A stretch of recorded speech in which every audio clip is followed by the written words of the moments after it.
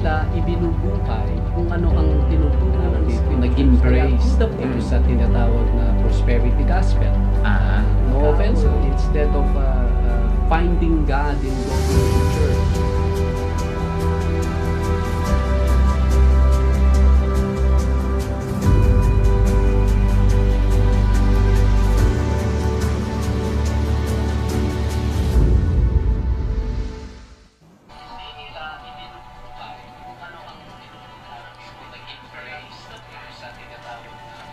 Well, hello, welcome sa ating programang The Bible Cafe.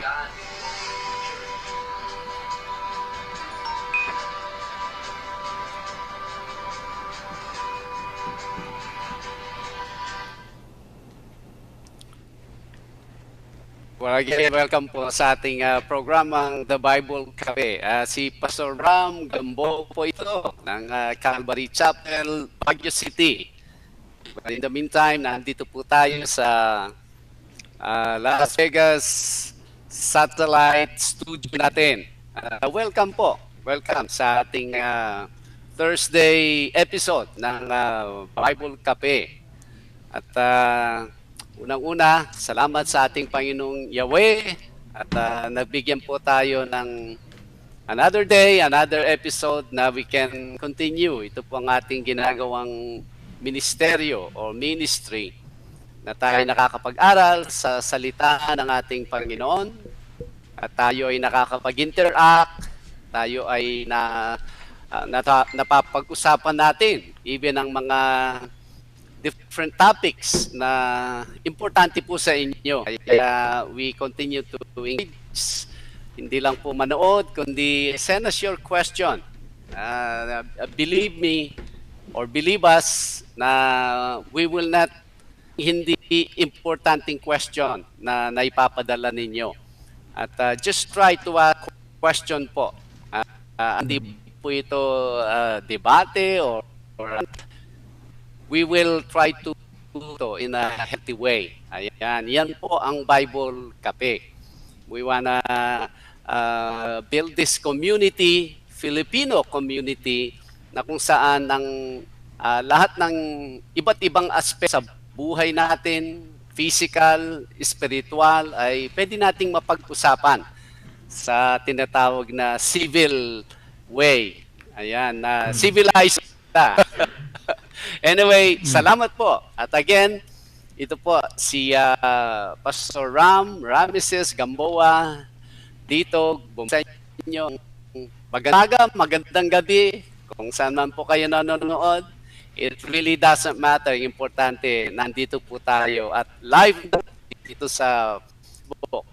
Salamat po. Ang kapatid sa studio, mukhang masaya, nagkakatipon kayo dyan. Ano bang oras dyan sa atin, sa Pilipinas?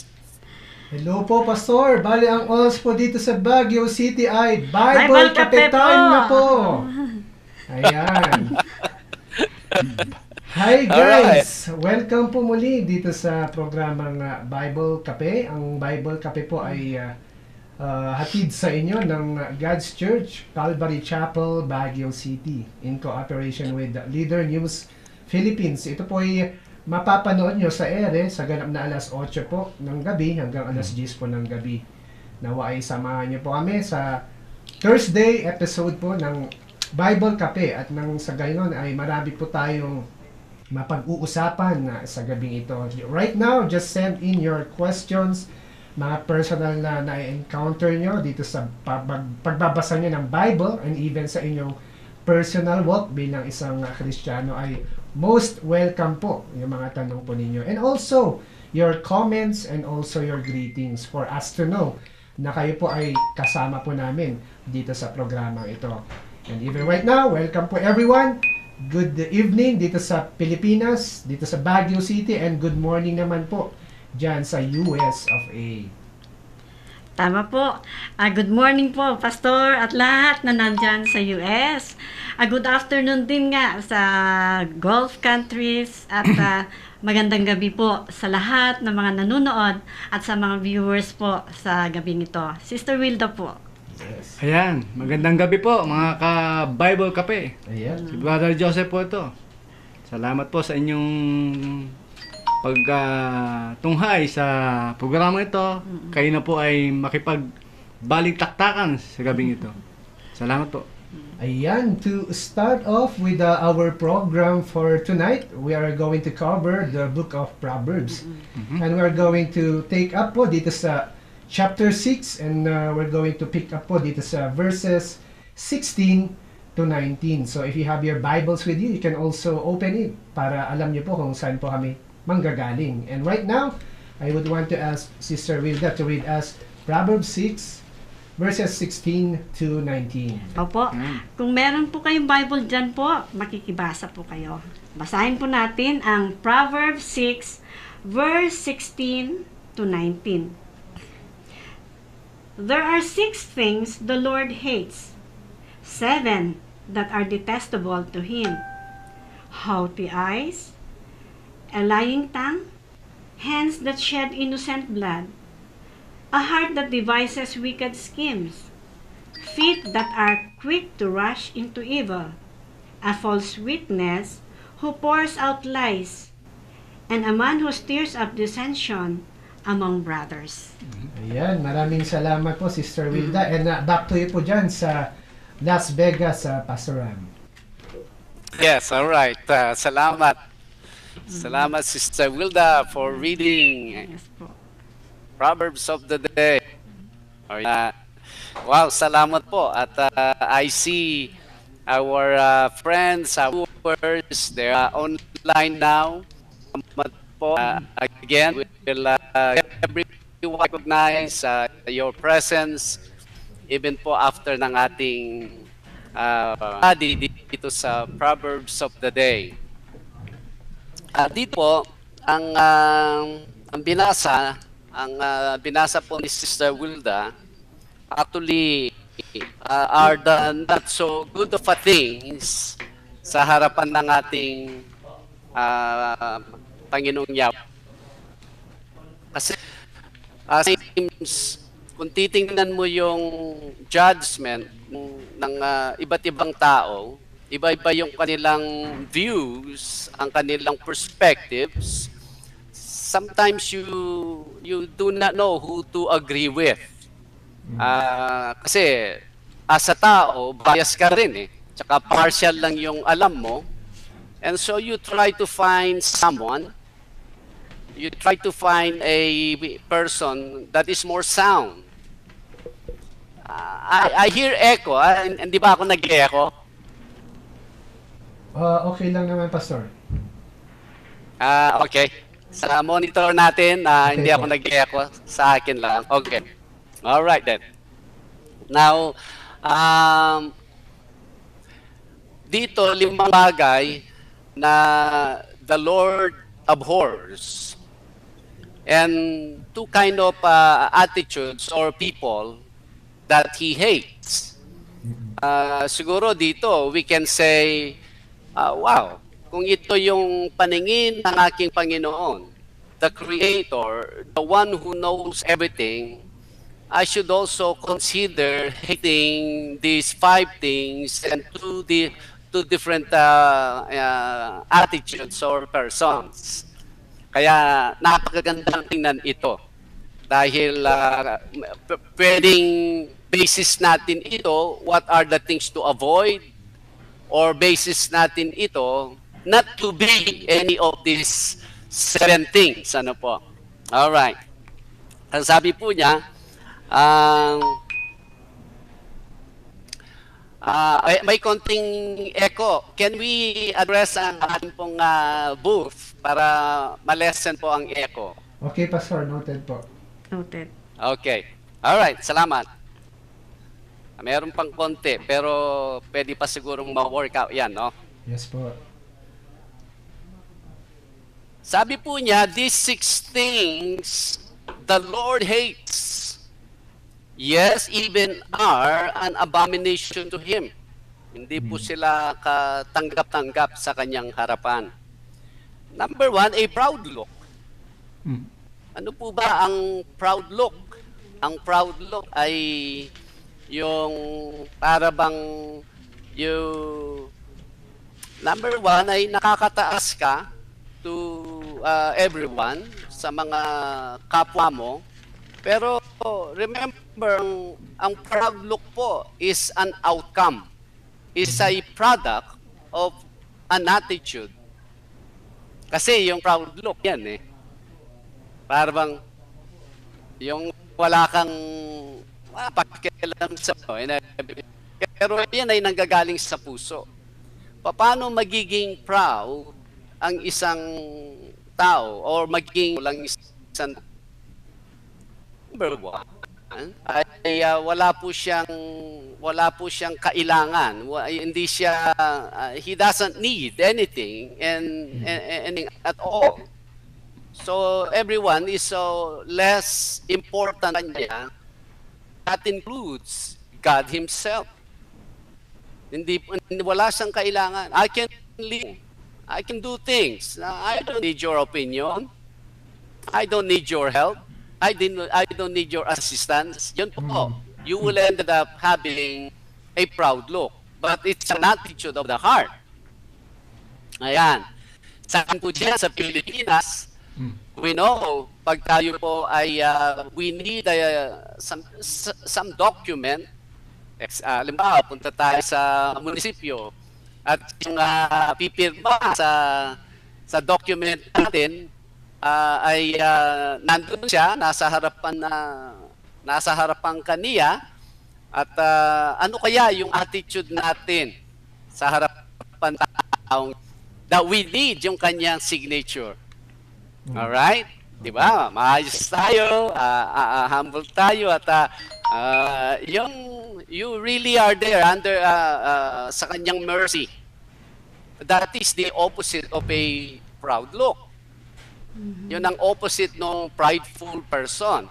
I don't need anything from you. Yun ang proud look. Imagine, kung si Yahweh nakikita niya ang taong ito, let me tell you something, I only created you. Yes. And in the flick of my fingers, I can actually judge you and do anything and everything sa iyo. Pero tingnan mo how you handle yourself. As if you have accumulated, created everything, and now you don't even need even ako na Diyos na nag-create sa iyo. You're creator. How can you have a proud look? Yan, kaya the Lord, Yahweh, hates proud look. Actually, attitude yan. Isang taong wala na siyang kailangan. Let me just include po ito. Sa Pilipinas, tayo, na-condition tayong we need our neighbor, we need our friends, we need yung mga taong kakilala natin. Kaya when we go out, nothing is done. We always need something, a connection sa mga tao. So we present ourselves na even though prideful tayo, but we do not present a proud look. Because we still need something, want something from people, kung sino man yon. Actually, dito sa Amerika, it's a different story. Dito sa Amerika, you can live on your own. You can live na you don't need anything and anyone. Kailangan mo yung driver's license, you don't need someone na may kakilala sa DMV or sa LTO. Kailangan mong mag-asikaso ng visa mo, you don't need to bother your friend. All you have to do is look at, kasi dito everything is in order. Yes. Lahat dito you can do it on your own. So, mga ganun na mga setting, one can become a prideful person.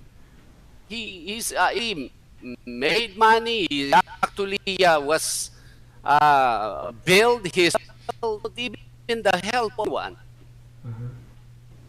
Ayan, kaya madaling makita yung mga taong prideful or godless sa mga more developed countries. But I'm not saying na tayong mga Pilipinas ay walang mga prideful. Marami din. Yes. Kahit hindi po express sila yung mga prideful. I mean, kasi makikita mo, they're still, yung kanilang tabu ay nandun pa sila. Pero ang katotohanan ay prideful din sila. It's just a matter of time. Pag nakuha na nila yung gusto nila, lalabas yung tunay nilang kulay. Yes. Opo. Kaya sabi nga nung kaibigan natin na hindi lahat ng mukhang pera ay mayayaman. Opo. Marami pong mga mahihirap na mukhang pera din.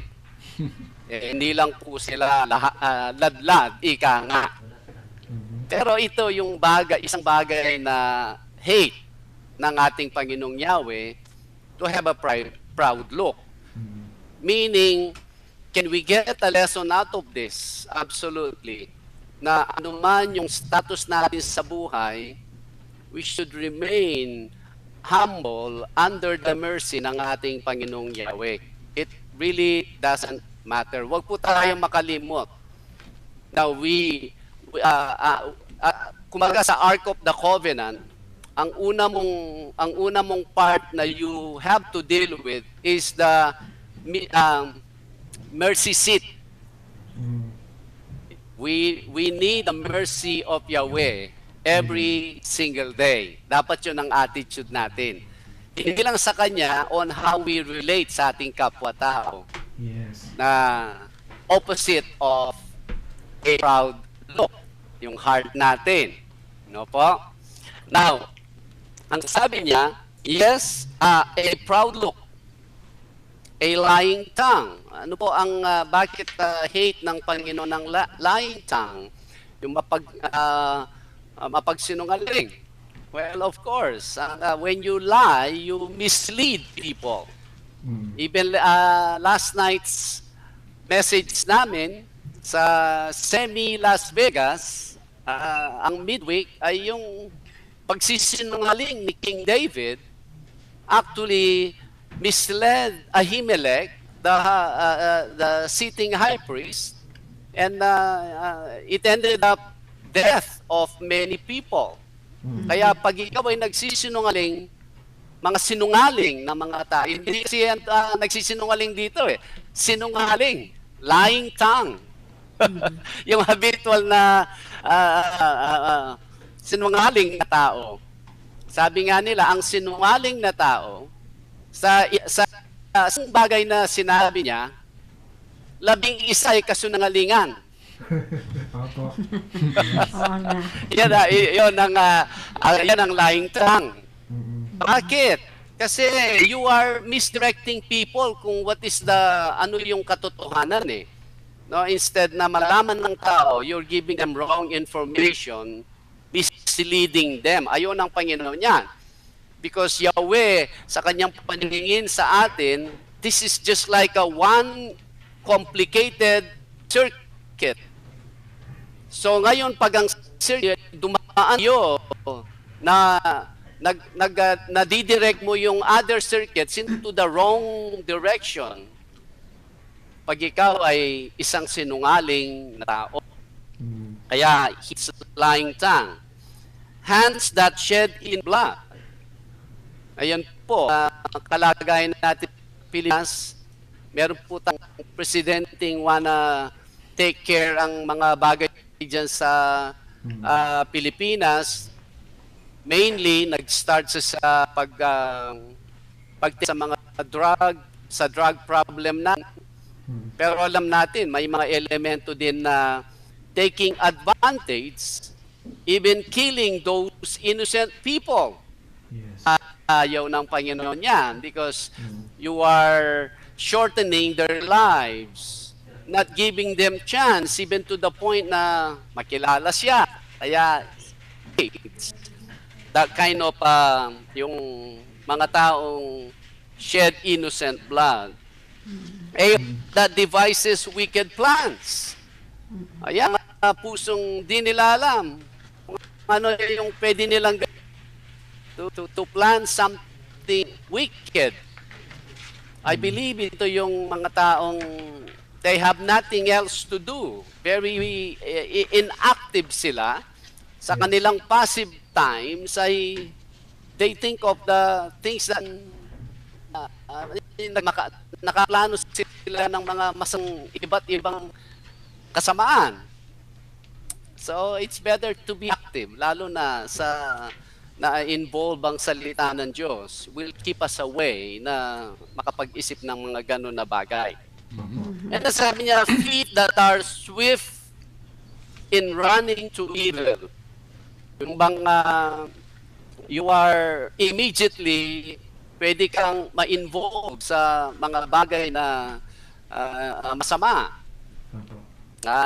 Again, kung tayo po'y active sa something healthy or something good, like sa activity sa church, ayan, ang paa mo will be protected from doing that.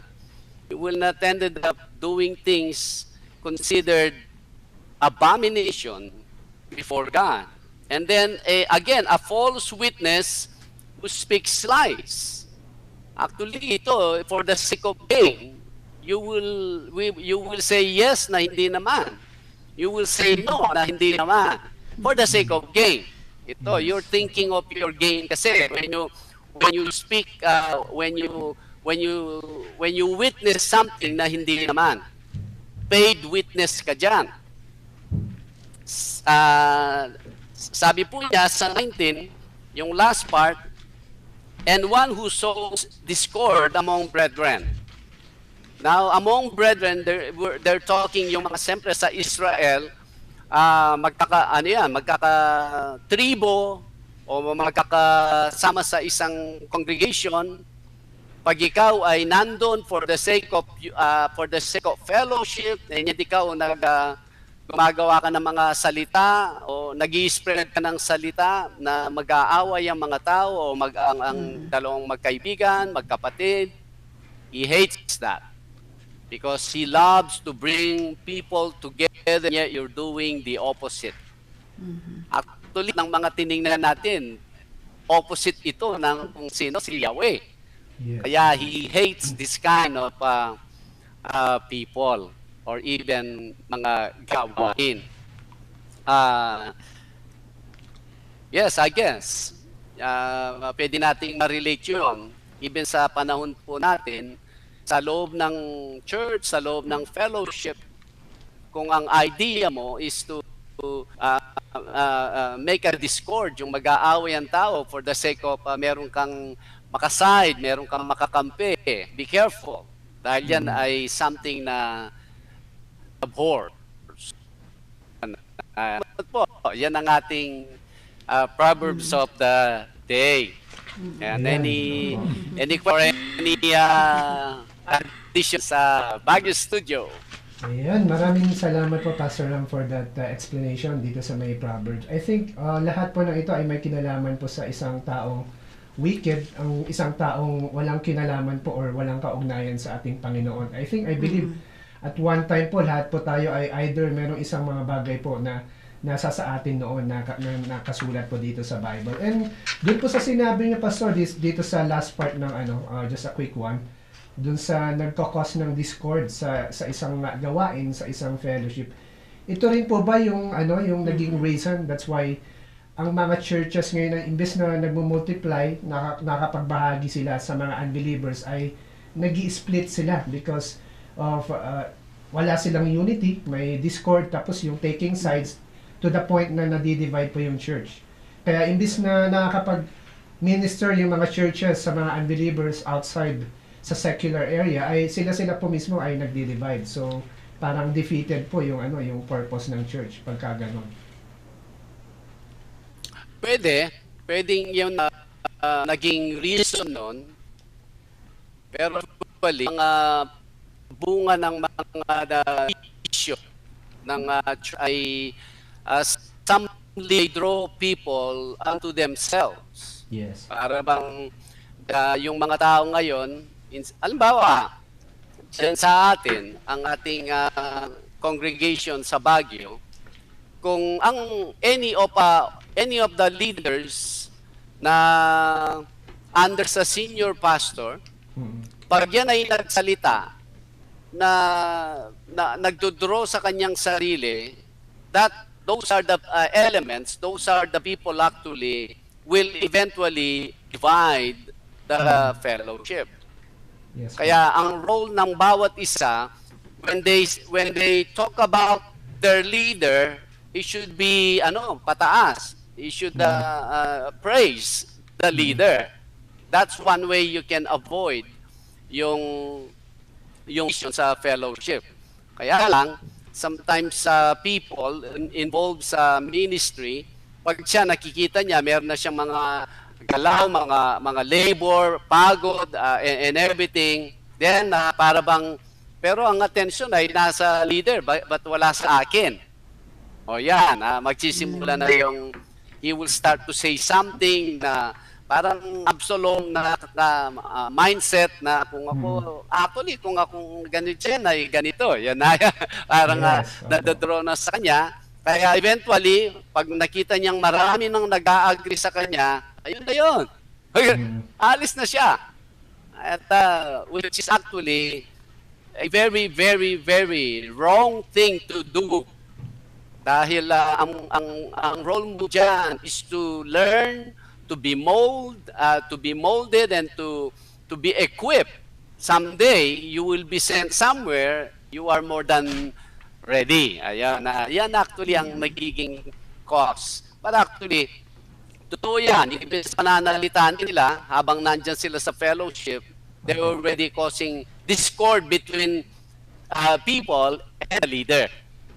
Pero dito, yung in the exact context, ay magkaibigan sila. Pwede mo silang sabihin mo ng iba, yung iba na, sabihin mo ng something na against dito, then all of a sudden, nag-aaway na yan.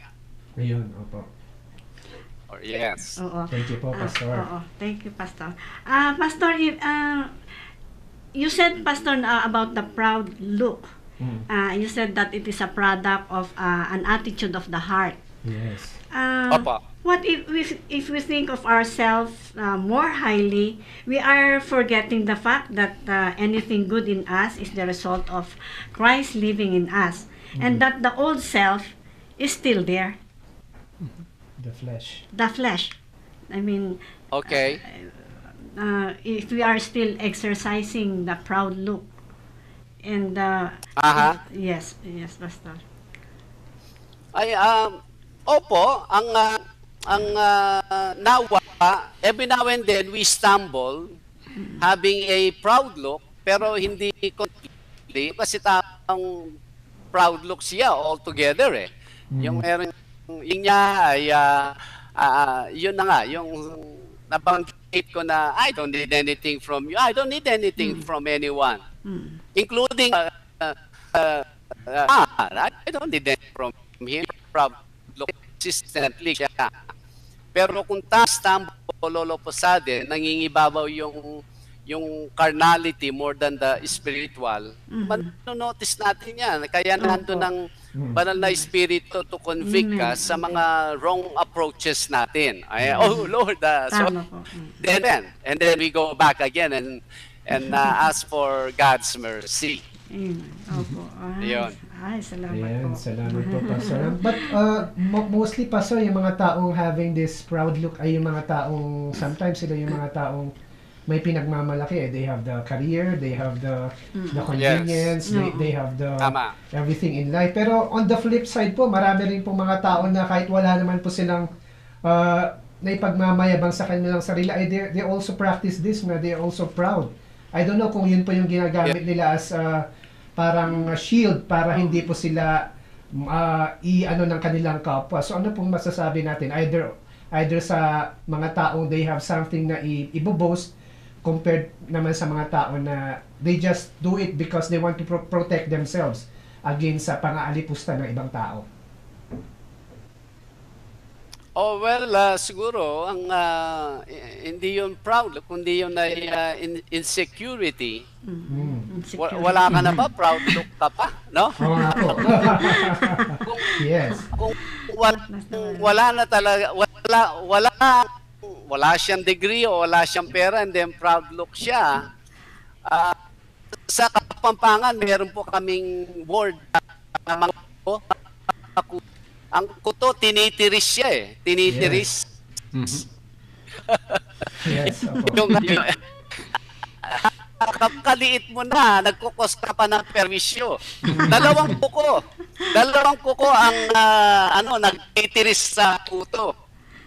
Kung ikaw ka na nga, wala ka na nga dito, wala ka pa sa bulsa, hindi ka pa maganda, hindi ka pa well-built, Yes, opo. tapos proud look ka, baka matiris ka. Ayan. But usually, ang tao, insecure lang yan. You know, yun ang ginagawa niyang wall para hindi ka makapasok. Yung meron siyang papakitang very sensitive. Pag meron kang na-mention ng something, ay magre-react na yan. Opo. Insecurity yan. Yan.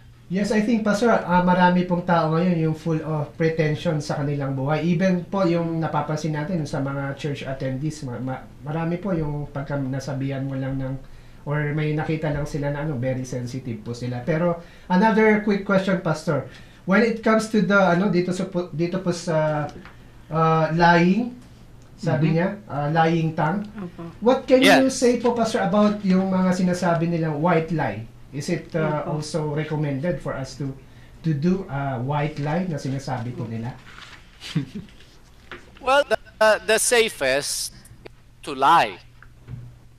To lie at yan ang safest. Kasi halimbawa magsiling ka, tingnan mo ba yung lie by to, white lie by to? Hindi naman. That's very hard. So it's better not to lie. Whether will this fall into white lie or lie in as the ninth commandment na habilin sa atin ni Yahweh? Better not to lie. Yung and then later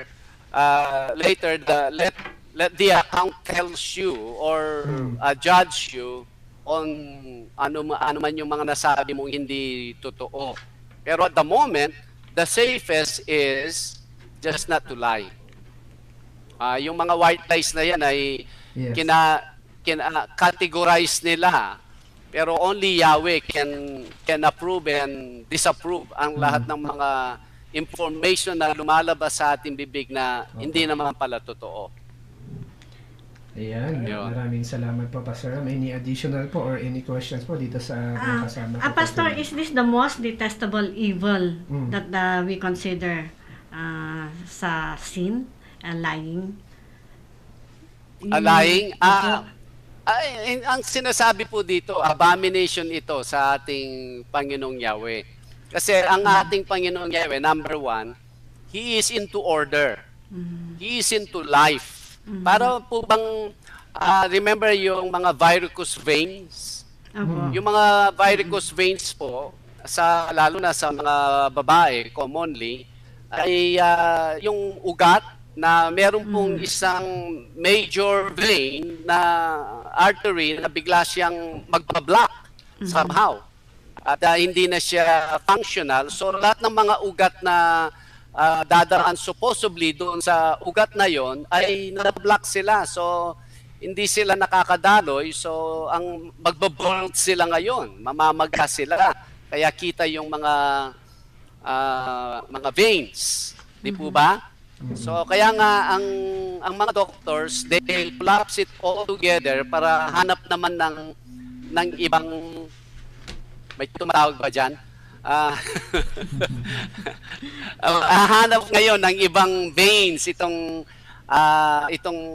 dugo na dadalo siya. Kasi pag lying tongue ka, instead na magpo-flow sa iyo ang order, you're confusing the order. Hindi alam kung saan pupunta ang mga taong nakakausap mo. Ano sila, confused or misled sila. Kaya Yahweh hates ang lying tongue. Kasi He wants order. Lumapit sa akin ng tao, sabi niya, Pastor Ram, saan po ba ang Pala Trinidad? Pala Trinidad? Doon. Baba ka sa Nagilian ka ako. Baba ka sa Nagilian. Doon sa San Juan, ikot ka sa Rosario. Ganun na naman. Imagine, si Yahweh, makikita niya, taong to, ganun ang taong niya, ang paningin niya sa akin. Because He wants order. The reason why He stationed me dun sa corner na yon, sa kantong yon, because He has someone to ask me sa inyong La Trinidad. Dun po yun. Diretang kayo. Yun ang, kaya, kung hindi tayo nagsisinungaling, will go in order. Magfo-flow ang mga bagay na sinet na ni Yahweh sa atin. One thing that interrupts Yahweh sa mga tao, sinungaling. Mga sinungaling. Ayan po, Pastor. Salamat po Salamat sa po, Pastor. additional niyo. Pero Opo. Pastor, another question, Pastor. When it comes to, sabi dito, yung shedding ng innocent blood, does it necessary na isang tao ay nagko-commit ng murder or hurting someone na innocent? Or meron pa pong mga deeper things na pwedeng gawin ng isang tao, just like yung pagsamantala niya sa isang naive na tao, sa isang inosente na tao? Pwede rin po ba nating consider na shedding blood po yun? Without yung blood na literal po? Hindi, yun talagang literal ito. Kasi Yahweh gave us dito sa na He wants us to experience this life. And then there are those people who take papatayin niya yung kapwa niya, na seniorten niya yung plano ni Yahweh sa taong yun para ma-experience niya itong mundong ito, buhay ito and everything, and then i-shorten mo. That's again out of order ni Yahweh sa individual na yon or sa mga taong yon. Hindi yon ang order niya. Kaya sa atin, mga Kristiyano, ngayon nakilala natin ang ating Panginoong Yahweh through Yeshua, we should look at things from His perspective. Hindi na po ganito ang perspective natin ngayon. We should have a godly perspective na hindi lang ang sarili lang natin ang ating nakikita, importante at whatever, dapat ito muna. No, hindi na kasi ganun ang ating perspective. Ganito po. Minsan tayo mangangalay, tayo maaapakan, minsan tayo magugutom. Whatever is our role na nakikita natin sa order ni Yahweh, so be it. Kaya yun ang kaibahan ng Kristiyano na is starting to see order at pamamaraan, ways ni Yahweh. Yan. Pastor. Thank you po. Isa pang question, Pastor. I think if we focus on this all haughty eyes, lying tongue, sheds that parang it is all of person's outward behavior. Parang sa labas po. How can we can a person be changed na to avoid this, Pastor? And paano siya mag-umpisa? Ayan. Ito ngayon uso dyan na tagulan tayo natin at parang riverbank, halimbawa meron kang ilog, tapos meron po nga sabat yung, tama ba yun? Tagawa ka, mamaya kapampangan lang naman yan. Yung dadali yung tubig and then meron po siyang mga riverbank Opo. Ngayon ang ilog o yung tubig, pag nag-overflow yan, halimbawa lumampas po siya dito. Di ba? Lalabas siya Paglabas niya, anything can happen doon. Pwedeng pupunta, magkakanan ng tubig, kakaliwa.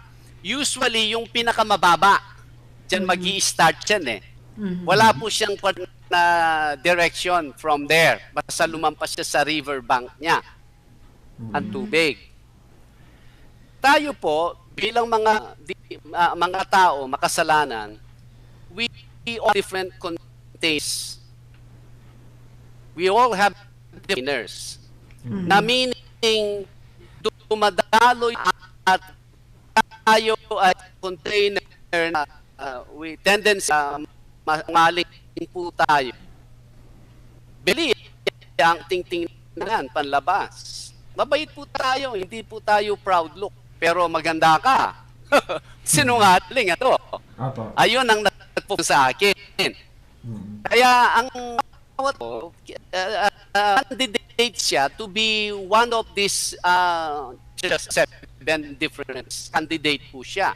To some, ay meron siya dalawang taglay na ganito. Kasi doon pupunta yung Agos eh. Opo. Doon pupunta yung Agos. Mas malalim ka sa parting yan. Opo. How can we correct this? It should, only one way para ito ay ma-reset everything sa tao. You have to fix, kumbaga sa flooding, you have to fix your riverbank. Okay? You have to fix your riverbank. And to fix your riverbank is by recognizing ang ating Panginoong Yeshua died for you. He died for us. Until we fix that, ito, temporal lang. Temporary, transient lang. Yung, ayoko na magsinungaling. For now, New Year's resolution for a week, yung mga bagay na gano'n. Pero wala talagang yung spirit of the world or the carnality, nandyan, dumadaloy pa rin sa'yo. Para bang yung ayaw na niyang magmura. Sabi niya, napigilan niyang ang sarili niyang magmura. Pero sa isip niya, nagmura na siya. Yes. Di ba? Ang isang na-born again, ni sa isip niya, hindi siya magmumura. Ayun. Ganun po. Kaya dapat you go back in recognizing the one who can clear that for you and give you a reset kind of a person. Ngayon, daloy lang yan. Hindi siya mag-overflow sa iyo. Things will be in control. Yan. Through recognizing ang ating Panginoong Jesus or even Yeshua na siya'y namatay and we surrender ang ating buhay sa Kanya. At everything marireset tayo dyan. Amen, Pastor. So likewise, we cannot change our outward behavior unless Opo. we change our heart. That is something Christ is capable of doing it. That's right. Opo, Amen. opo. We cannot. On our own, you cannot. Ay, proven na po yan sa Mosaic Covenant. Nandun na lahat ang batas, mga alituntunin, binigay ni Yahweh sa kanila, and yet hindi nila nagawa. Bakit? Because they have to obey on their own strength or with their own strength. Kaya nga ngayon, the new covenant, now the same laws that Yahweh is giving us, but He did not leave us alone. Now He is into cleansing us and empowering us with the Holy Spirit. Oh, there you go. So now we can, sabi nga ng Romans chapter 8 verse 4, now we, the born again people, can act full the righteous requirement of the law. Ayun, yun ang kaibahan natin. Opo. So we can add also, Pastor, sa 2 Corinthians 5:7 na sa 17 na sabi niya, the Bible says, if anyone is in Christ, he is a new creation. The old has gone, all things becomes new. Yes. Perfect. Absolutely. Amen. Now tayo ay na-rebuild na restore na yung itong riverbank natin. Yes? Yes. Ayan. Now we just have to be alert and watchful. Amen. Ayan ang sinasabi naman. Now, naayos ka na, hindi mo mapasok yung baha, but be alert and watchful. Saan? Magkakarak yan. Nakita mo crack, fix it. O ngayon ay Christian na tayo and there is nothing else to do. No, hindi po yung gano'n. Now, be careful na. Ano yung kinakrack ng pasama and everything, naging wicked, now you have to watch that. So, you will just continue na hindi nakakarating sa iyo. Ayun. Ayan. Salamat po. Gandang Pastor, explanation, for that, Pastor. Salamat po. Ayan, before we are going to continue with our topic for tonight, Ayan. we just want to remind you to please send in your questions. Nagsagayon po ay marami po tayong pwedeng matalakay po sa gabing ito. Ayan. So, any more questions, Brother Joseph, you have in mind or any additional po? Hindi, yung pagsisinungaling po, napansin ko, ay habit na talaga ng isang tao mula bata pa lang. Opo. Tama. Ngayon, may tanong ako, paano naman po yung mga, katulad ko mga ahente? Kung minsan po, nalilinya kami sa produkto na kailangan i-advertise mo mabuti, na kung minsan, hindi naman, yun ang sinasabi, yun naman talaga effect ng produkto. Kumbaga, nagsisinungaling ka lagi para lang makabenta ka. Yes. Paano naman po yung mga ganun? Okay, yung mga abogado, ganun din po ba? Yes. That's right. Yan, wala po yata. Nawala si Pastor. Ayun, so while we are waiting for Pastor Ram dito po sa ating programa nga Bible Cafe, I hope lahat po tayo ngayon ay doing fine and we are enjoying itong ating usapan dito po sa Bible Cafe. And first things first, bago habang hinihintay po natin si Pastor Ram na sagutin yung question ni Brother Joseph, I think I need to do my shout-outs po sa ating mga nanonood Ayan. for this Oo, time. dami. Oo. Medyo naiinip na po kayo. Give us your patience po. And right now, I would want to say my shout-outs kila, of course, Brother Jed Gamboa, Brother Harold, and also sa ating mga technical staff dito sa live broadcast ng Bible Cafe, si Brother Theo, si Sir Oliver, at saka si Sir Tony. Ayan, maraming salamat po sa inyo mga sirs. Ayan. Also, we have here si Brother Benedict Adrias is also watching us right now dito po sa may Baguio City, sa may Jungle Town area.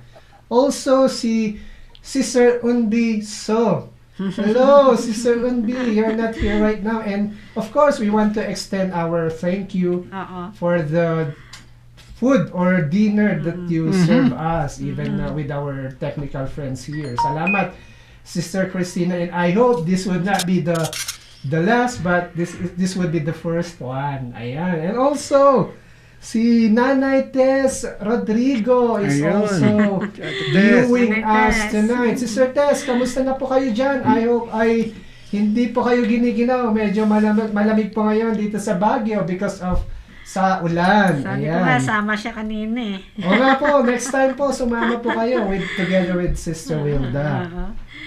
And also, si Sister Stephanie Cadiente is also watching us right now mula po sa, I think sa area ng Tarlac City. Ayan. And also, Sister Wilda, do you have also sabi dito kay Sir Alan De Castro, good evening, Brother Dennis. Yes. At kay Jonathan, praise Adonai, it's Bible Cafe. Kumusta kayo dyan? I believe you are watching. Bible Cafe. And also for Sister Janet Alexander, greetings from Barry. Oh. Wow, welcome. Saan yan? Saan ba yun? Sa Europe Opo. yata, Lord. At saka si Sister Tanya, thank you so much po sa mga nag-avail. Thank you so much po sa mga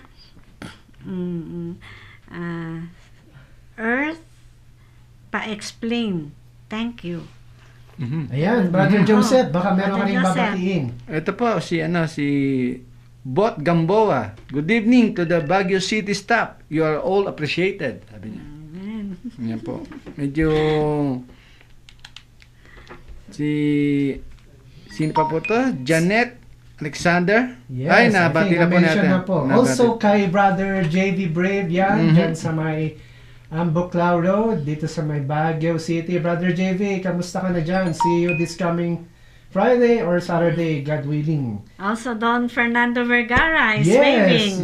Yan sa Irisan, Kamusta together kayo with dyan? Sister Wen, si Seb, and everyone right there. Sa kapitbahay din, sila Sila Sir, yung papa ni Umbi. Ayan, sila Sir Daniel pala. I'm sorry.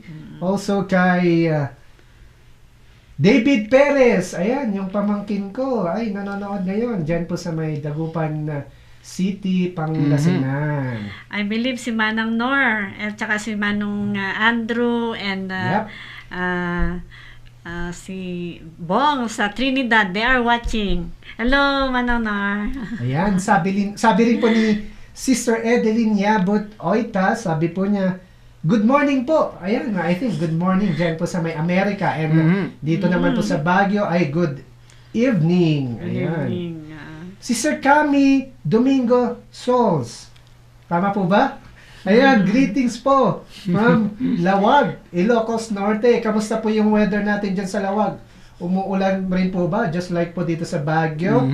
And also kay Gyong On Lee, si Sister Sophie. Hello, Sister Sophie. Listen to the song that we're going to sing this coming Sunday. Ayan, Sister Wilda. Si Dabawenyo Macho is Ayan. waving. Also known as Brother Andy. Tapos si Iya, si Jessie, si Sister Judy, at saka si Shan. They are watching. Dyan lang kayo, Shan, huwag kang malikot dyan, just behave. We'll come back there in a few while. Ayan. Also kay Gerson Gasno Mayo. Hello po, happy viewing po. Welcome po dito sa Bible Cafe. Also kay, sino pa po ba? May na-miss po ba tayo dito? Si Sir Dodong Nate. Sabi po niya, good evening from Malaysia. Wow. Ano po ang topic, Pastor? Ayan, Malaysia. Diyan po yata si Sir Manny Pacquiao ngayon. Sila Ayan. Ate Malu, papuntang Hawaii. Ayun, Sister Malu, Ayan, Vergara with Brother Fernand po, papunta Sigurado. ng Hawaii. Ayan. Mag-ingat po kayo sa date nyo po dyan sa Hawaii. I hope po na you will have a great time. Ayan po, ayan. God willing, we will see you more likely next year na po. Ayan. Si Sir Alan De Castro also. Sabi niya, good morning, Pastor Ram. Ayan, nabati na po pala. Nabati na po. Ito pa po, si Sir Brother Moises Delerio. Ayan. At saka si Sister Lita. Ayan. And also their household. Diyan lang po sa may Pinsaw area. Hello po, good evening Alright. po sa inyo. Kamusta na po kayo dyan? I hope you are doing well and fine sa gabing ito. Ayan.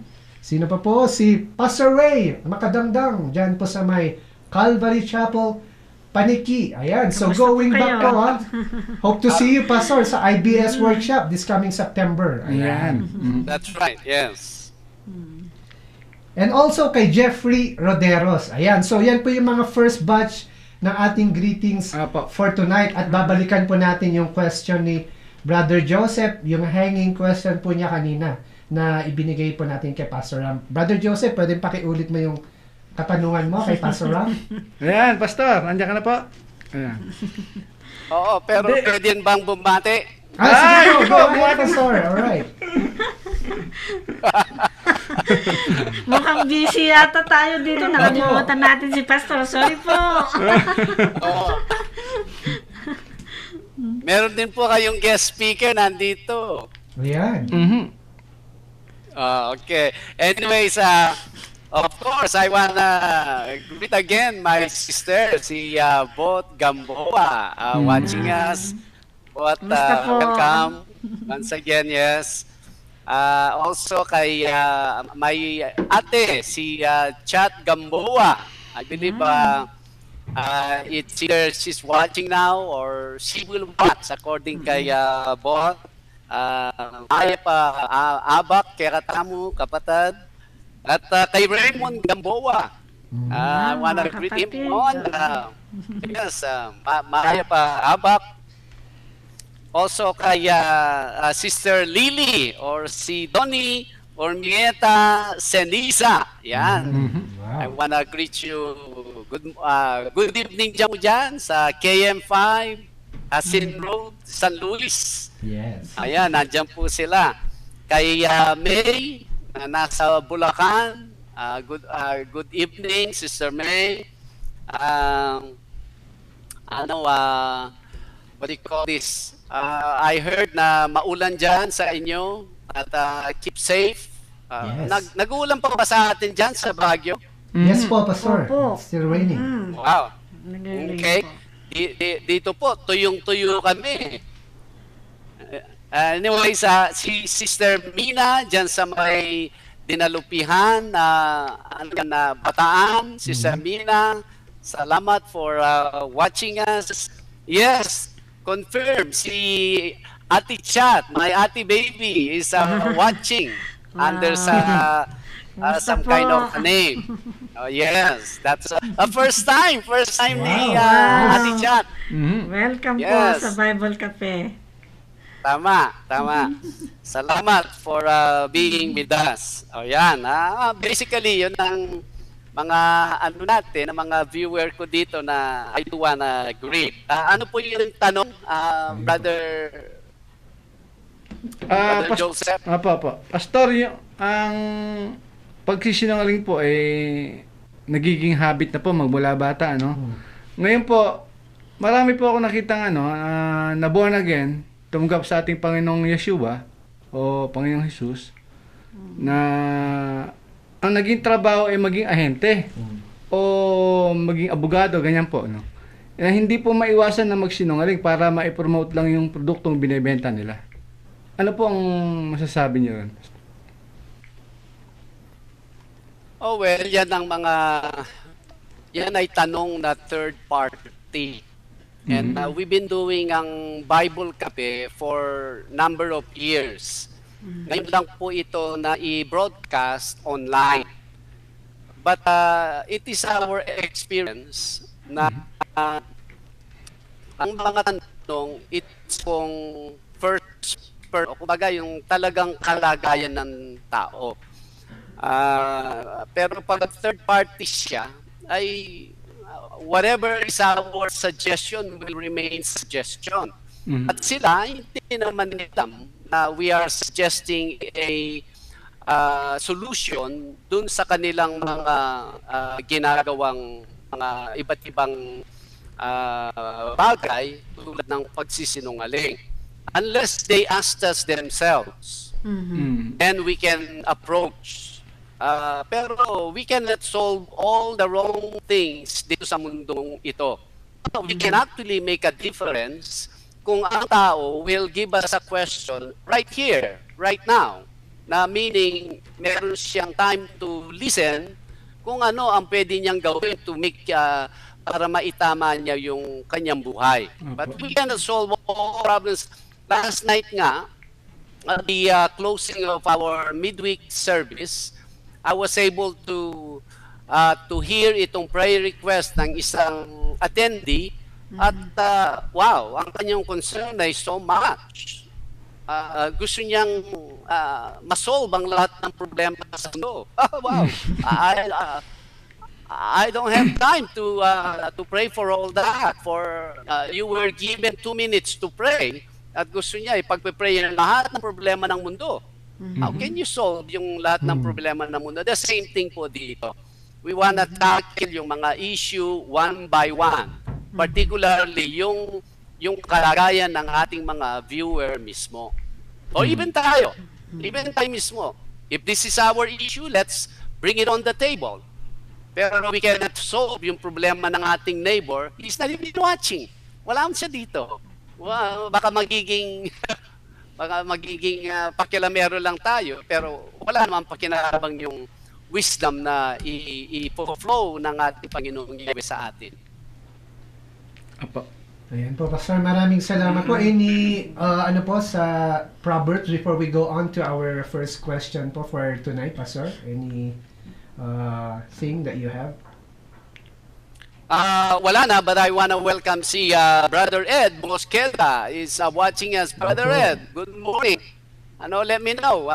Let's have coffee. Brother Ver will pick me up today. The trio. Wow. Meron na kaming trio dito eh. Aba? Actually, 4 na. Wow. Pumasok si Brother Alan. Kaya 4 na tayo, bro. I also want Alright, to, alright.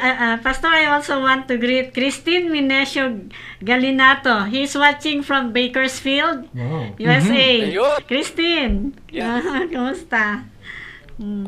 Also for Malu Vergara. Hi, Sister Erlinda Karinan. Morning to you. We are here, airport. Sa airport daw. Papuntang Ay, Hawaii. sa Hawaii. Papunta oo. silang Hawaii. Papunta po, sila sa Hawaii.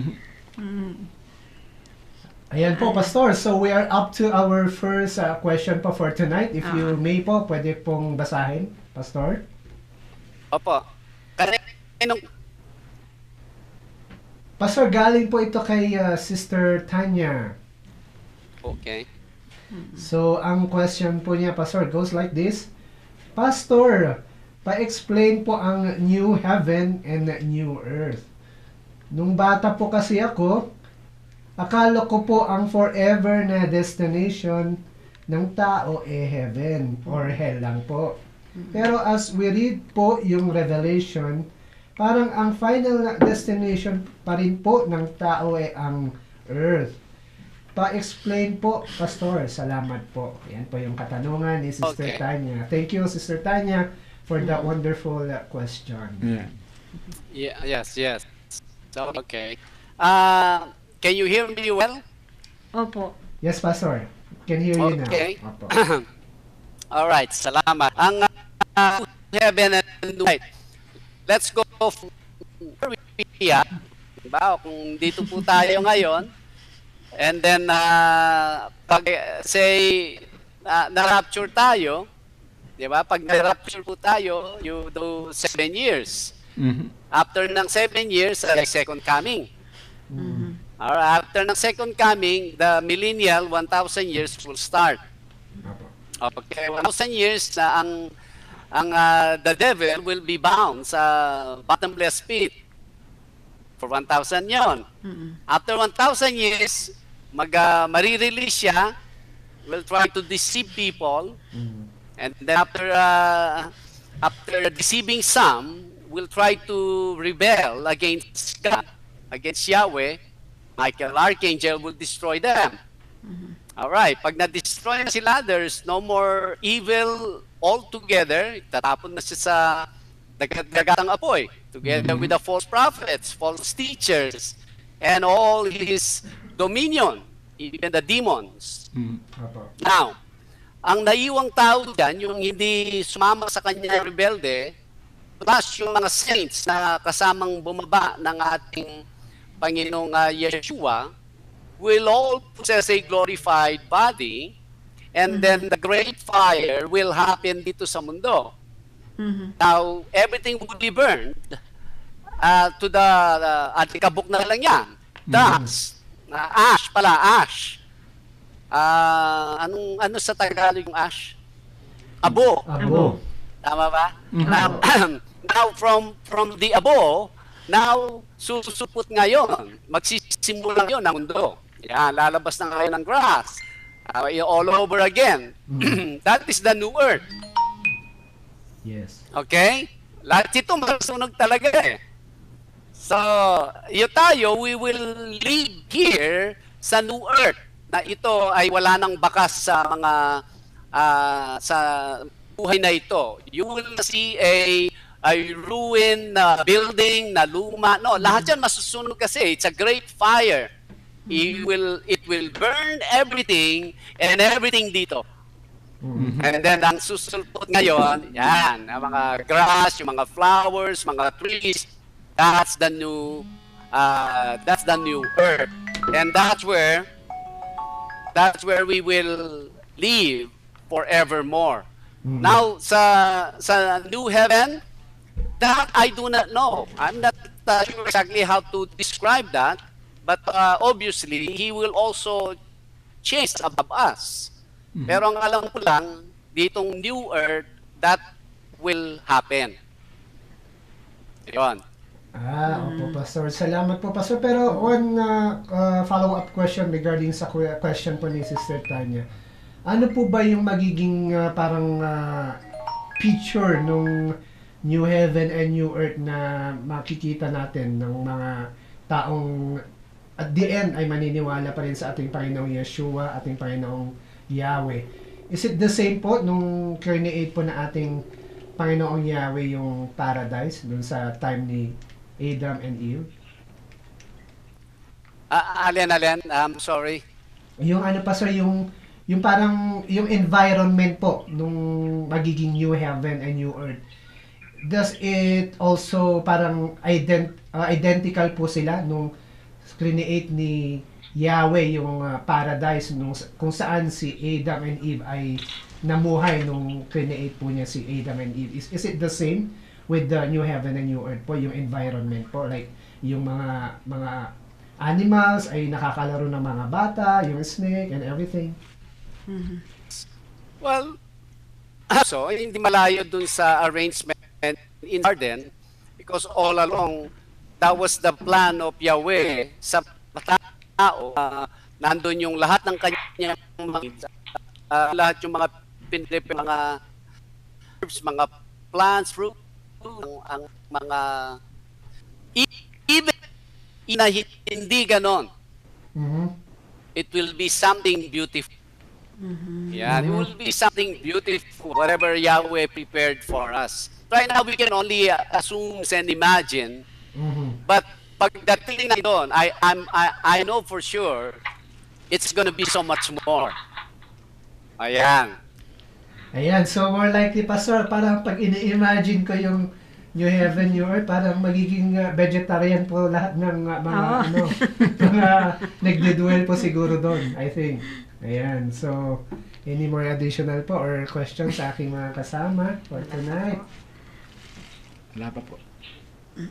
So right now, we would want to remind everyone na we still have time and pwede po kayong humabol na magpadala ng inyong mga katanungan sa gabing ito. And habang hinihintay po namin yung mga katanungan na isisend po ninyo right now, ay itutuloy po namin yung second part ng aming mga pagbati. Ayan. So, unang-una sa lahat, sabi ni Sis Gerson Gaslomayo, sabi po niya, good evening, Brother Dennis, and good morning, Pastor Ram.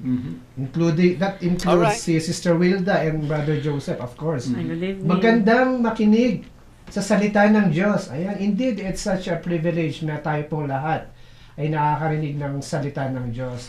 Ang maraming tao po ngayon ay nanonood sa television, but right now, it's just words for us to read and learn mula po sa salita ng Diyos. Opo. Sister Gerson. And si Elvis Callejo is also watching. Hello, Insan, how are you?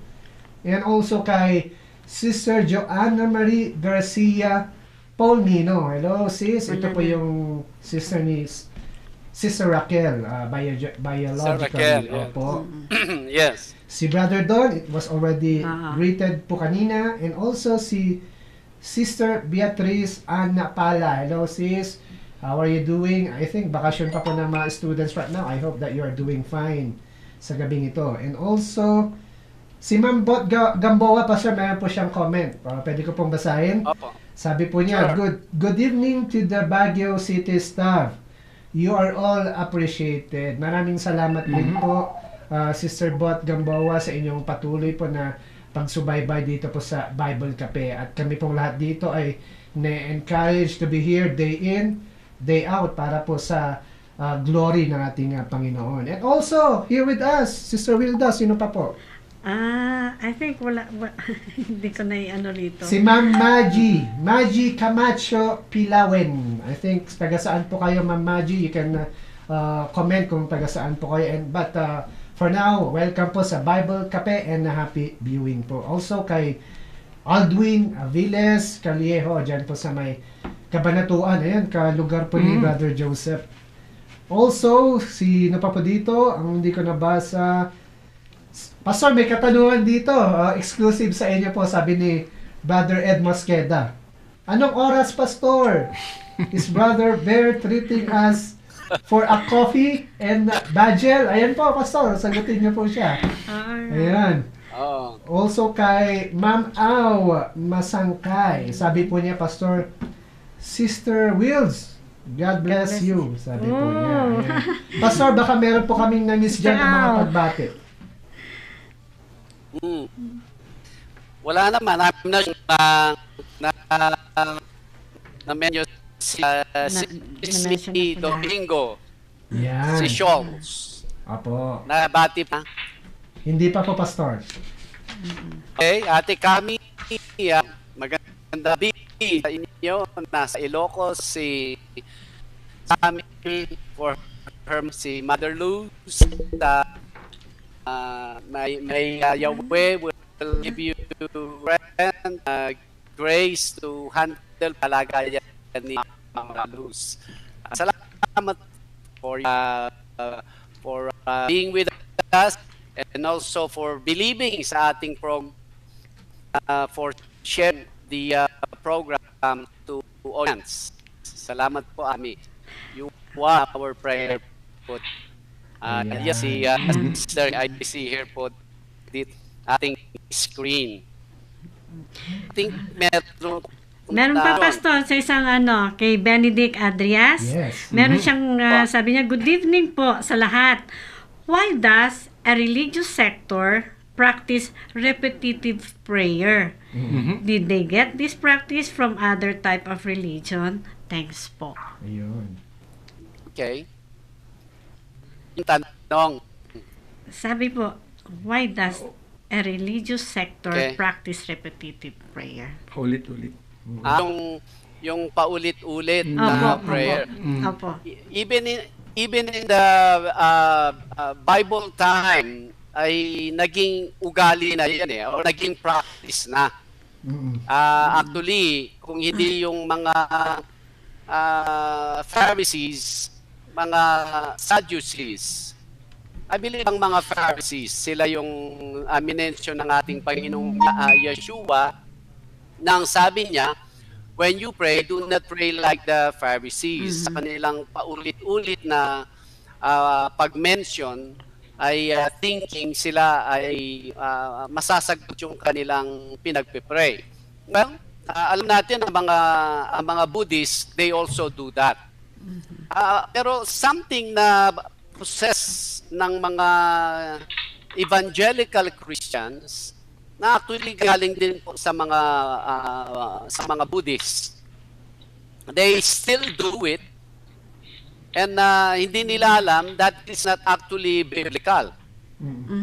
Ang yung pong the more people praying is the more chance na ma-answer yung kanilang prayer request o yung petition na kanilang dinadala sa ating Panginoong Yahweh. Let's say ako po may karamdaman. Okay? Kung ako'y may karamdaman at ako ay luluhod, sabihin ko sa Panginoong Yahweh, Panginoon, may you help me sa akin pong karamdaman. May you give me the idea that I need to do to ito pong karamdaman ko. Or even sa inyo pong mapagpalang kamay, may you heal me right now? Kaya lang, ang mga Kristiyano, na may karamdaman siya, hindi pa siya dumudulog sa ating Panginoong Yahweh with all his heart na asking him for help. Ito ngayon, i-text niya. Kasi iniisip niya, the more people will pray for him, the more na mahihilin siya. Where is that coming from? That's from the Buddhist idea. Yung kaya nga when they pray in unison, yung the more chance na mapipray. When you get sick, when you're praying for something, you have your access. Why do you bother many people? Don't you believe in your prayer? Don't you believe Yahweh is in front of you? So you pray. You pray. Maybe you tell a person or two, but no need to tell the whole world. So the whole world will pray even against a will, will grant it to you. And they still do that. So hindi lang pong praying repetitious repetitive prayer prayer ang something that we already set that aside at this time, evangelicals, ano. Pero let's employ, anong tawag dito, let this all, when you have prayer request, tayo po to all evangelicals, mind, clear your heart, you bow before Yahweh to tell Him your prayer request. It's finished. Lang, alimbawa po, tayo sa congregation, may issue po. Alimbawa si Dennis, meron siyang sabi niya, okay, napag-pray ko na kayo. Ibihin ko nga ito kay Pastor. He joined me sa kanyang prayer also. That is well. At least na-inform mo yung leader mo. But hindi, siguro si Yahweh, he listens to Pastor Ram kasi minister yon. That's false. Yes. Hindi po totoo yan. Kasi according sa book of Hebrews, every Christian was given an access to the throne of God. Amen. So you can just simply, yung most holy place at saka holy place, nagdidivide dyan ay yung napakakapal na kurtina eh. Di po ba? Actually, sa Bible time, yung napunit from top to bottom, 17 inches daw po yan. Ka-thick yung kurtina. Yes po. Yung nagdi-divide sa, yung papasok yung, kung saan pumapasok yung high priest during yung Kippur. Imagine, I don't know, yung lawak nung passage na yon, pero 17 inches thick. Imagine, masasayin kang maglalaban nun. But anyways, when you as believer, do you know how to enter that most holy place? When you close your eyes, you're basically in front of Him. Now tell Him your petition. Now tell Him your prayer request. If you're not convinced, if you are faithless that He did not hear you, go ahead, tell everybody. Because you yourself, wala kang faith eh. You yourself, you do not believe that Yahweh heard you. Go ahead, tell the whole world. But if you believe, narinig na ni Yahweh your concern and your request, I think you will settle it from there. Yun po, dapat ang attitude ng mga Kristiyano when it comes to prayer. Opo, salamat po, Salamat Pastor po, Ram, Pastor. for that explanation. Another quick question, Pastor. How can you reconcile yung repetitive prayer to the scripture po na sinasabi na pray without ceasing? And ano pa yung mga situations na applicable na pwede natin itong gamitin po? Yung pray without ceasing. Okay. Prayer without ceasing. Remember, ang ating Panginoong Yeshua, nung nandito siya sa kanyang earthly ministry, meron siyang monument eh. Example, yung na-divide niya na-multiply niya yung bread at saka yung fish na pakain na tao. I believe nasa Mark chapter 2. And he sent his disciples ahead to go on the others. In the meantime, he went and prayed sa place by himself. He connect himself to the Father. That is the prayer. You reconnect yourself to the Father. So now, tell you pray unknowingly. He's telling us connected 24 days. Yun po sabi niya. Kaya mean drive ka, you wanted with you are thinking about how Yahweh wants happiness doing ito. Nagkamali sa haro. So, dahil connected to Him, yung carnality is control. Dahil lang kaisip connected sa Kanya eh. ay meron kang gustuin na gawin ko nga minute dahil kasi kung yun di ayaw niya, it will do you na don't do it. That means you are praying ceasingly. Yung wala na meaning connect to the 24/7 days a week. Yan po yung hindi ka na lalo na tayo, we pray na we close our eyes usually pag tayo nagpe-pray. Pag sinabing yan ceasingly, wala na, madilim na yung mundo natin. Opo. Opo, Pastor, salamat po. Just one thing, Pastor, na I want to clarify, Pastor, yung when it comes to prayer. Once na close po natin yung eyes natin, parang I think we are in a different realm. Tama po ba yung mindset na yun? That's why yung karamihan ay nagpe-pray sila na naka-close yung kanilang eyes, because once you close your eyes ay yung parang you are parang in a way are detaching yourself sa physical world. Is that right, Pastor, yung notion po na ganun?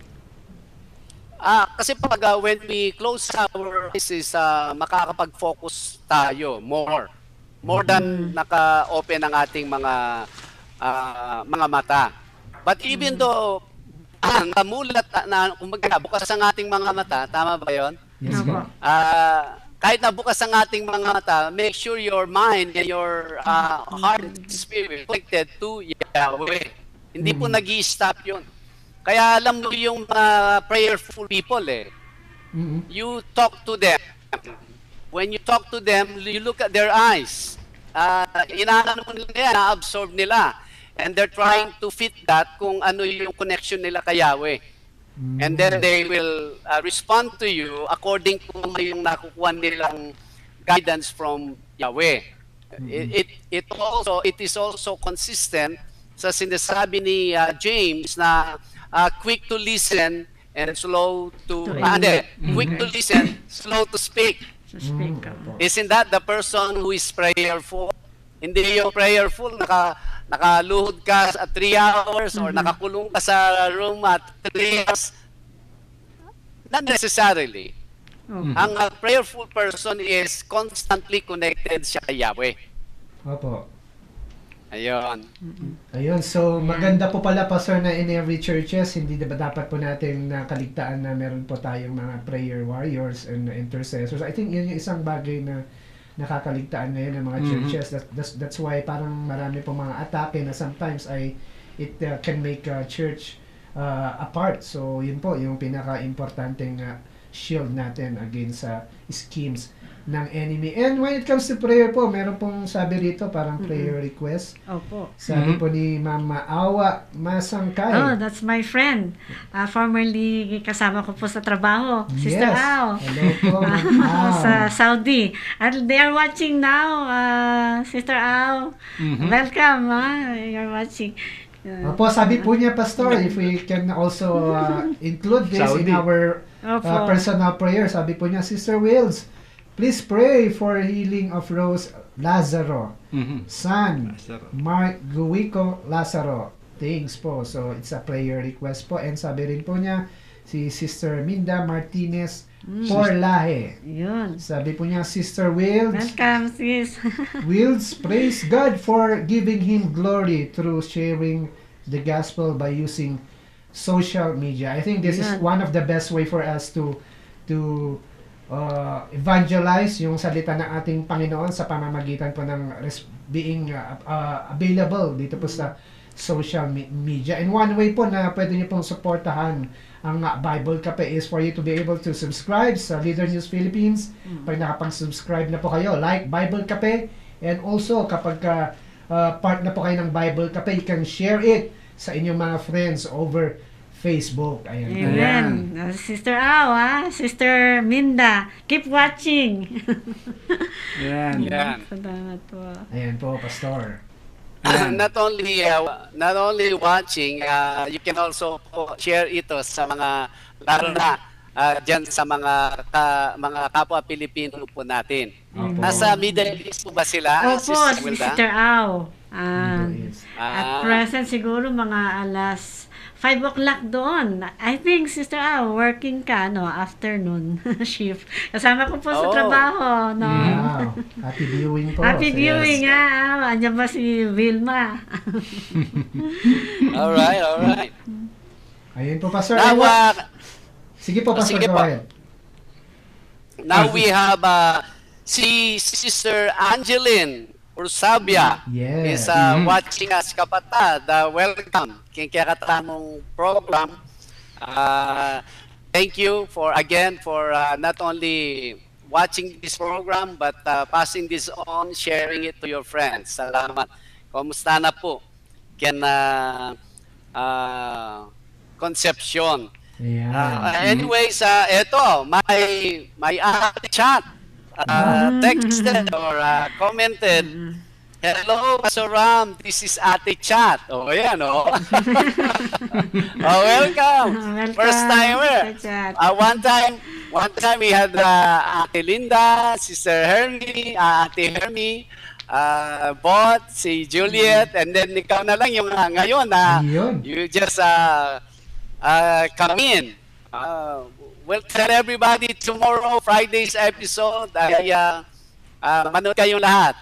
5 of my sisters. That will be special. Wow. At least for me. Yes. And Brother Alan, let's figure out itong laptop natin. Somehow naglalag siya eh. So kung meron tayong time mamaya, let's double check it, Brother Alan, as you hear. Ngayon, Brother Ed, si Brother Ver, kayong mag-usap, sinong magbabayad sa kape at sa kasabi. Opo, yan. Nasagot na po yung katanungan. Anyways, Yes, we Pastor. have 5 minutes. 5 minutes. Opo, Pastor. And parting words. Maraming salamat po sa inyong patuloy na pag-antabay po dito sa Bible Cafe, dito sa live broadcast. If you happen to miss the program po ng mga Bible Cafe episodes, you can watch them sa replay po sa YouTube and also sa Facebook. Just type in Leader News Philippines. And maraming salamat po. I know marami po tayong mga bagay na learn sa gabing ito, at I hope na continue to share this to your friends, hindi lang po dito sa Pilipinas, and also Filipinos all over the world. Ayan, maraming salamat po. Amen. Amen. This is a sort of a Bible study. At salamat sa mga nag-watch, nag-view, at naway hindi lang ito araw na ito na magwa-watch kayo, kundi come every day at maibulay-bulay ang salita ng Panginoon. Ayan po. Si Brother Joseph po to. Meron pa po sana akong tanong, kaya lang wala nang oras. Magandang gabi po sa inyo lahat. Ayan. Brother Joseph, naghihintay sa tanong. We have 1 minute. Sige po.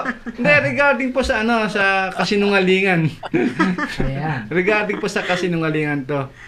Kasi po, dati po nung sa pinupuntahan ko church, ang sabi po, wala nang propeta. Nung araw lang daw yun. Ang salita, magbasa ka lang daw ng salita ng Diyos, nandito na lahat ang Totoo pa po bang may propeta ngayon? Okay. Sino pong sinungaling? Sila o yung propeta? Hindi po kasi meron din ako na attend ng church. May propeta dito sa Baguio. Ngayon nakita ko na propeta talaga.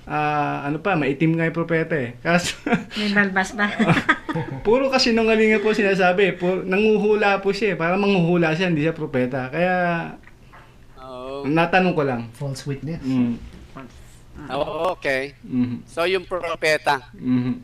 I believe nandiyan pa rin yung lahat ng mga tinalagang mga tao ng ating Panginoon. Pero kakaunti lang yung mga totoong mga propeta na sa panahon po natin ngayon. Lalo na dyan sa Pilipinas, maraming nagpapanggap, nagka-claim na sila yung mga propeta.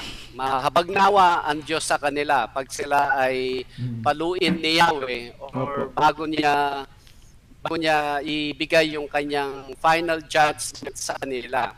They should not. Marami namang mga occupation or position sa mundong ito, sa buhay na ito. Basta wag mo lang galawin yung mga offices na itinalaga ng Diyos sa mga tunay na mga tao.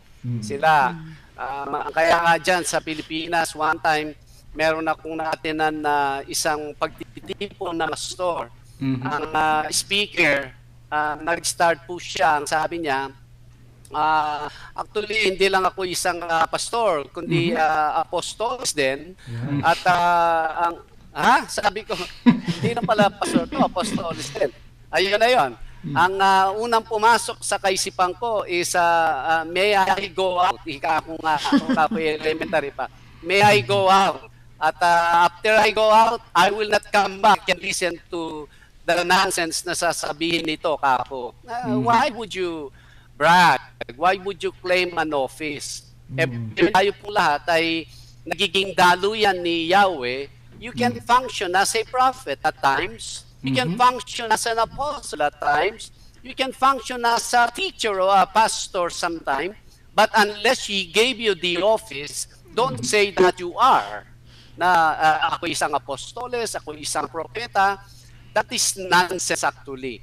And mga taong cannot find success or sa secular, now dito nasa loob sila ng church, nagbibida-bida, trying to fool ang mga tao, even not using of position sa kanilang just to strengthen na ilang proof point at least doon sa position na hinig ka. Pero wala propeta ngayon doubt to agree.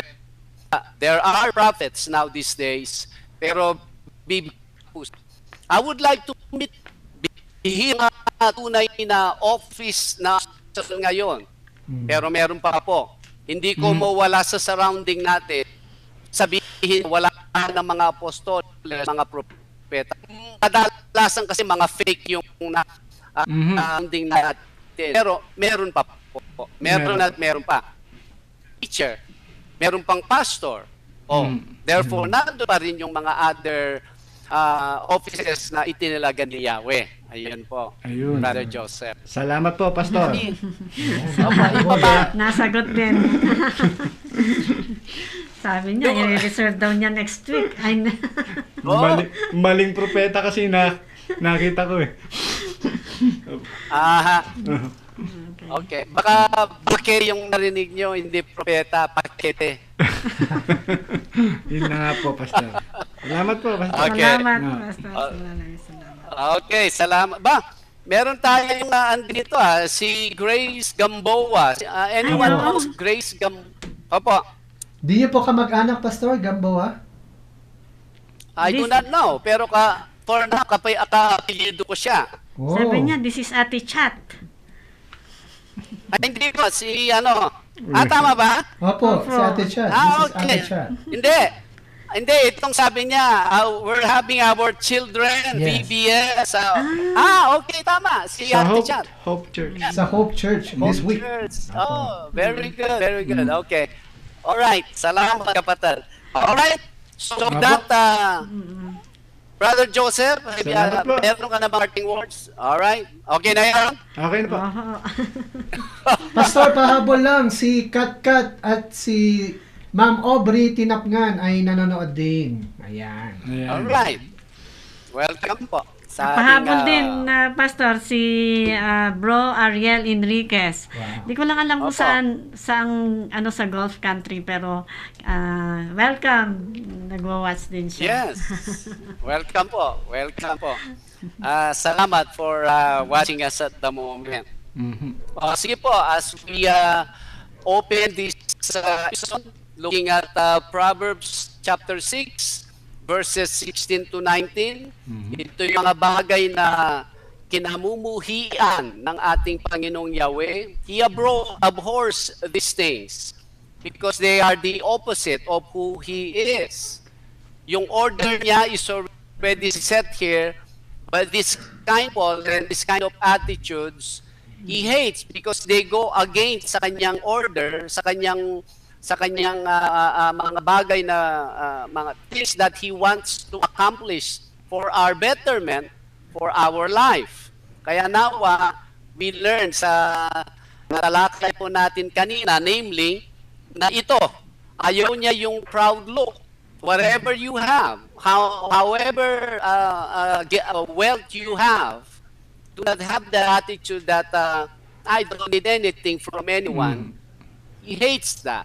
He hates that. I mean, imagine you have a life against the source of life. Kaya makikita mo, kahit pera ka, may wealth ka, you're drying up. Why? Because that source of blood himself gains your attitude.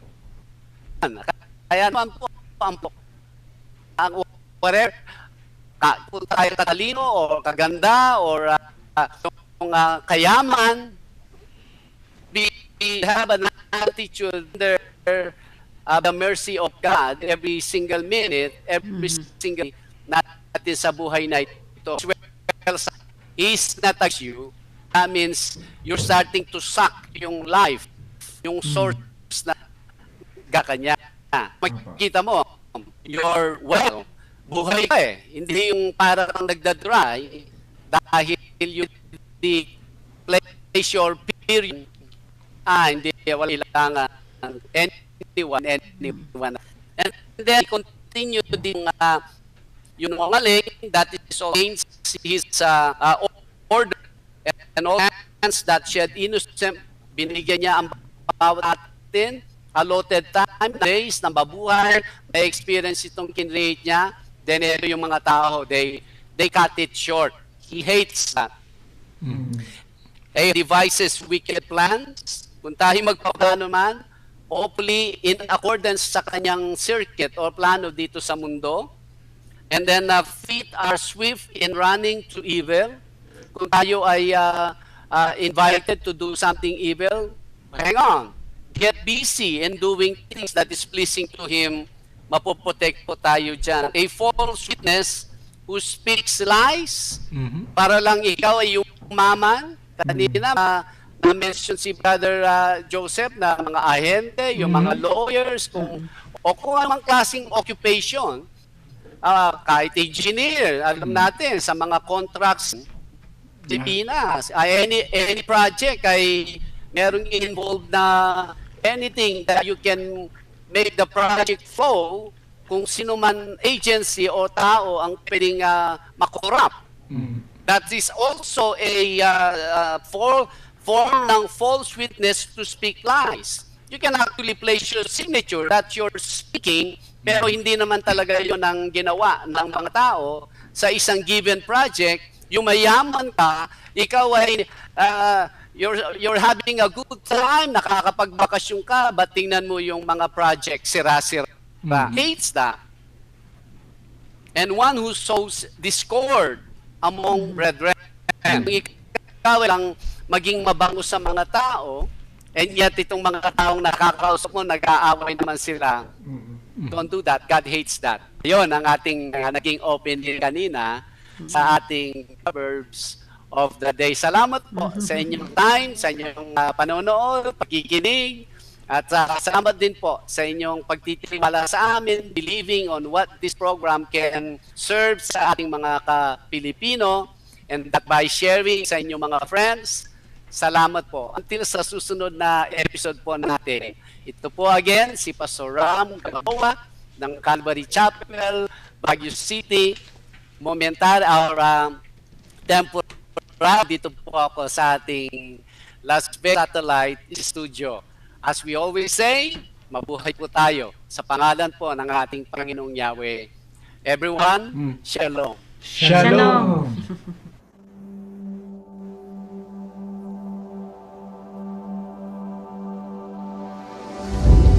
Hindi nila ibinubuhay kung ano ang tinutunan dito, nag-embrace dito sa tinatawag na prosperity gospel.